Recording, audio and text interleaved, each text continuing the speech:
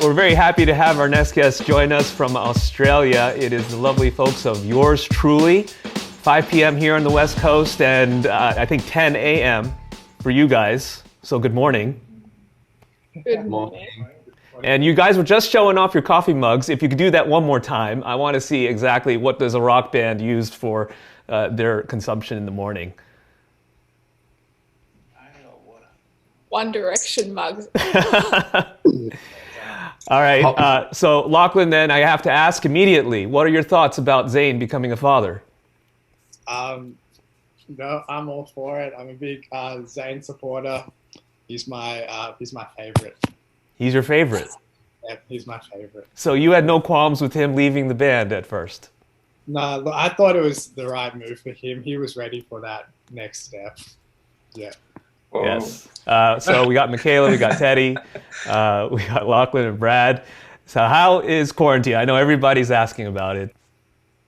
I think we're getting used to it. It's been how long? Like Australia's been in like a pretty, in a good lockdown for the past 2 months, I think, right? I don't know what day it is anymore. Yeah, it's definitely getting close to 2 months, if it isn't already.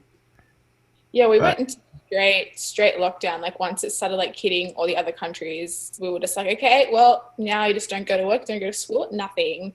And I think we've been pretty lucky because I think that we've been able to flatten the curve like really quickly. This is interesting for you guys. I feel like this online thing is so key to yours truly because, Michaela, this is how everybody pretty much, got to know each other, right? You reached out to Teddy first on Facebook. Yes, I saw Teddy. We're all in high school still, and I saw a video of Teddy playing in another band, and I just thought he looked cool, so I added him on Facebook. It was really there was really nothing more to it, and then I remember just asking him if he wanted to jam one day, and then we just became really close, and then the band kind of started from that. You were like, this guy looks cool, and he's good guitar player. What was your threshold? Who were the guitar players that you looked up to and for which you noted that he had something? I don't know. I just remember seeing him and just thinking that he was dressed cool. There was I don't know. I think I was 16 or 17 at the time, and there was really nothing like how well he played. I was like, he plays good, but he looks cool and I want to be friends with him. That was the main thing. I don't know. And then and then we started talking and we got along really well. And I don't know who you reminded me of. Teddy? I just remember the first time we met in person, you were wearing I think a drop dead a ripped, that ripped flanny. Yeah, and I remember being he likes Bermuda Horizon. This is cool. We can be friends. And that was kind of the basis of our friendship. And Teddy, did you think anything of it? Her covers of Paramore and the entry she did for the karaoke contest didn't scare you away? No, they're good. I love them. So I watched a couple of those videos that I found of her, and I was like, oh, damn, she can sing. All right, let's go. Let's do this. I forgot about them. You have a couple EPs under your belt already. Obviously, Afterglow was, for a lot of people, an introduction to you guys. And crowds got bigger as more people started to recognize you and the online streams and those kind of things. Were you surprised by that? Did you see this EP as a stepping stone? Or did you feel like there was a lot of growth for which warranted that?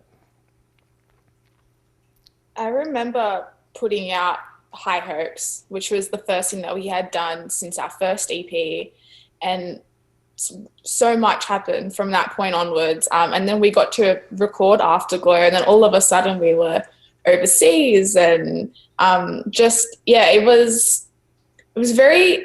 I'd like to think that it was very quick, but we worked really hard, and from releasing High Hopes to releasing Afterglow was a year. So we just toured for we've been touring for a good 2 years at this point. We had grown up a lot and we had so much to say. And I feel that's what we do every time we go into a new recording or a new writing era, that, we've experienced so much together and we've literally lived our lives for the past couple of years together. So we're very across each other's personal lives. And I think it was cool to sit down, especially in Afterglow, and be like, okay, well, this is what I've gone through. You know, I've gotten to experience what it's like to tour as a woman, you know, and I want to write about that. And, you know, I have like, you know, my own like medical conditions, and I want to write about that as well. And I thought it was very, very rewarding to sit down and be able to have a very clear focus about what I wanted to say. And the guys, you know, the guys also, and we all back each other up. So it was a very, what's that word? It was a very like satisfying process. You just mentioned touring as a woman, and over the course of let's just say even the last 5 years, a lot has changed in terms of the voices that have been very vocal about lineups on festivals and inclusion of females and female-fronted bands and those type of you know, artists. When you got into this, what was your preconceived notion, and then what was the experience that you had?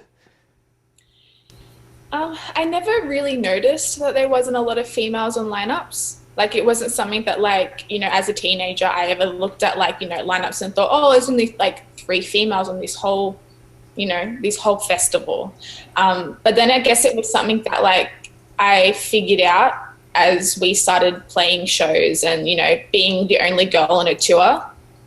I don't know. I feel like we're seeing a lot more women, like, in music, and I feel like it's definitely it feels like you can do it too, kind of thing.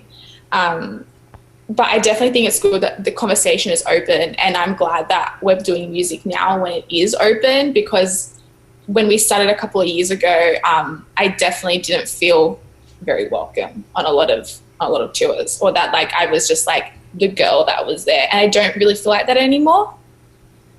We've always been like on the side where we'll always back Michaela, and we'll always back like her decisions and whatever, like, and it's goes all around, like we all back each other 110%. So if we see anything that's like we need to like stand up for whatever reason, we're always going to be there. And you've definitely seen a change over the years, and it's been a change for the better, which is good. But there's like obviously ways to go still, but it's good to see that like things are moving in the right direction. You guys have obviously the new single Composure. The lyrics are very emotional, very touching. Yes. How long ago was that relationship, and is there more material from that era? Yes. So the relationship was like 2018, 2019. So it was, you know, like not super recent, but recent enough that you know, putting it out was a little bit like, everyone's going to know what this is about. But no, we have gone and put together some more songs, and there are some songs that kind of go off the same era of my life, but touch different sides of what I was feeling. So they're not all like super angry, emotional, but some, you know, I tried to cover all sides of what I was feeling in that time, but like without overdoing it. We're not releasing 10 songs full of sad breakup songs. I just wasn't going to do that. I heard the album's already done, and now with coronavirus, what does that mean? What's the timeline? I'll let one of the other guys answer this one. You guys haven't said anything. Say something, Steak. Yeah, we were lucky that we got to do the album before Corona. So we had all that time just to do that, and we recorded it all. So there is an album.